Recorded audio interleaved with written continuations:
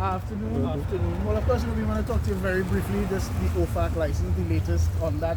Dr. Rowley would have had a lengthy press conference today. One of the main questions coming out is who's going to do the negotiations with Venezuela? What are your thoughts on it? If you haven't gotten the memo, there's a government in place, and the government has to answer that question. As a citizen of Trinidad and Tobago, I've already commented. I am always pleased to see anything that will progress Trinidad and Tobago forward and in a positive direction. But like you and like the rest of the population, we need more details. You've asked one very pertinent question.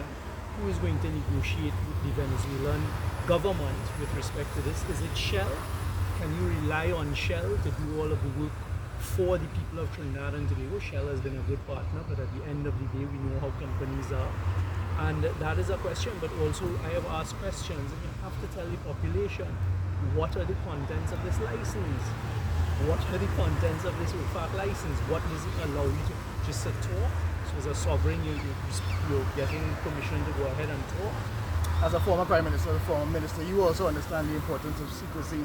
It's all of this bound within the parameters of secrecy. I wouldn't say secrecy, Remember, I was the one that stood up many times in this building behind you all and at press conferences to tell the population in these types of things there are certain levels of confidentiality that have to be maintained because they're commercial arrangements that ultimately always give the information that could be provided. And the word you just use, secret, that actually comes from the then opposition, who is now the government, that have shown a complete lack of transparency. You had the Minister of Energy go up to Washington the other day, comes back and says, well, I went to Washington, and he asked questions.